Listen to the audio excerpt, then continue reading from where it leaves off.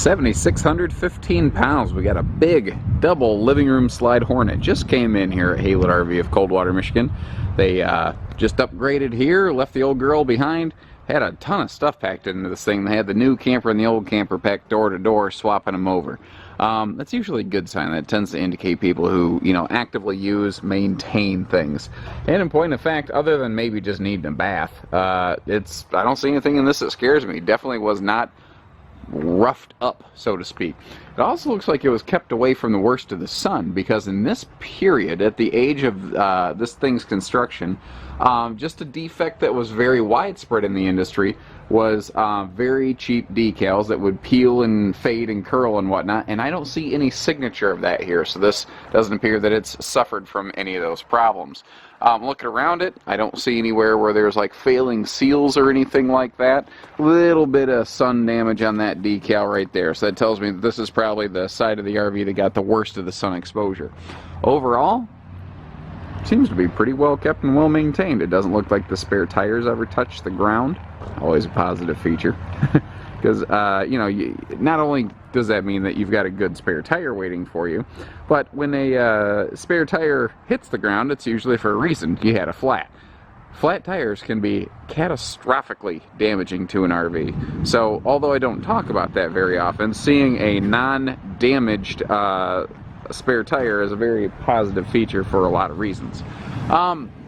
Windows all over this thing. Big double living room super slide. This has a 3-foot deep slides opposing each other, 8-foot body. So you've got a 14-foot wide living room at the best here. That's a lot of living space. You've also, instead of a whole super slide on this side right here, it's just a sofa slide, which leaves a big space for patio on here.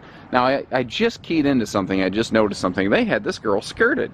You see these little metal tabs right there. That means that at some point they might have done a little bit of cold camping, or they just, you know, wanted to keep the wind or something from getting under it, critters perhaps, and they put some level of skirt on here. There's all kinds of different ways to skirt RVs, and if that's something you're looking for, we can help you with that here at Haylet RV. We've got a full parts and service center that can only do everything. Now this is the little brother series to the Keystone Springdale that we carry here at Haylet RV. We have, if you like this but you want something a little bit newer and a little bit more dressed up, the Springdale 31 or 311 RE is your winner. That's been a popular return floor plan to our lineup here several years in a row now. Basically the same floor plan, but you'll get a couple chairs there instead of just a flop down sofa. You'll also get some fun things like an electric space heating fireplace and a little upgraded entertainment center in the back. But considering this is an 09, not a brand new 2018, I am not at all displeased with what I see here. I mean, your fabrics, your upholstery, everything, if I get right up on top of it here, you can see that this is not all frayed and worn down from people sitting on it. You can see that the seating doesn't have like butt divots when people were sitting on it. It's not all broke down. And that's true not just there, but on the hide-a-bed across from this as well. That's kind of a cool thing about these.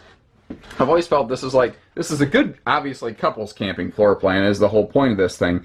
But if you need to, whether it's throwing an airbed on the floor, opening up the hide bed or whatever, you could sleep a couple grandkids or guests, adult guests in here very quickly and easily. Now the split rear windows on the rear entertainment wall, those will open for airflow.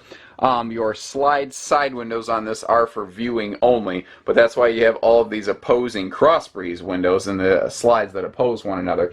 I also like seeing that the previous owners were not scavengers. They left behind their electronics. This stuff didn't get picked off and you know, cannibalized, so to speak. AM/FM CD DVD player, as was pretty common back when this was put together. That was before the big Bluetooth surge of like 2012, 2013 came through.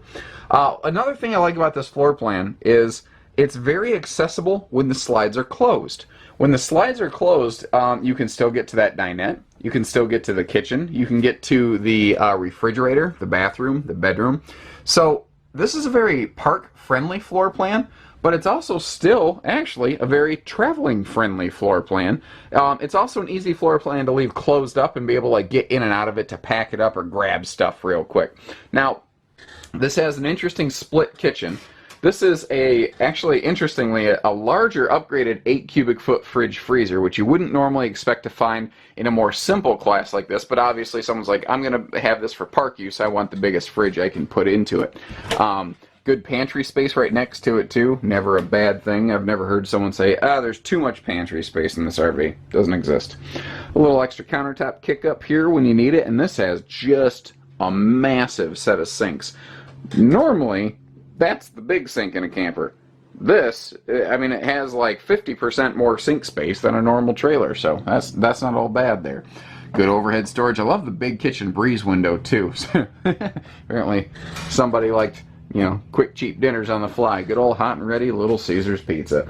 One of those things that's never your first choice, but man, it's always easy, isn't it? I'm pretty sure there's some college kids out there that would be starving to death if it weren't for hot and ready $5 Little Caesars pizzas. The bathroom, you've got a very large walk-through middle bath here. You've got this huge like garden-style tub shower. You don't see too many of these anymore, but in a big trailer like this, that's a very welcome feature. Because again, if you need to sit while you bathe, you've got the corner seat where you can do that. You see you've got all kinds of dedicated linen storage in here. And as I turn around, you can see that you've got, porcelain foot flush stool, or pardon me, not, is that porcelain? Hold on. Got myself screwed up. Sure is, I was correct. So porcelain foot flush stool, didn't expect to see that here in this kind of camper, but hey, not bad. Good counter space in this bathroom too. Probably should have kicked some lights on, but hey, we get the idea. Big medicine cabinet. Look at that big medicine cabinet. So why is this here? What they traded out for? Well, they were doing some more family camping. They traded this 2-slide rear living couples camper out for a big triple slide giant Jayco bunkhouse here. So they were looking for a more family camping scenario. But regardless, this is not a bad used camper. Easy walk around bed. You got your hanging wardrobe stands with full overhead cabinets. This is a very simple bedroom. What you're buying with this camper, you're buying a big living room for the money. That's what you're buying right here. And what's nice is, like I said, other than just a bath, she ain't all bad. This thing's in pretty good shape. So take care, stay safe, have fun, and happy Haylet camping, everyone.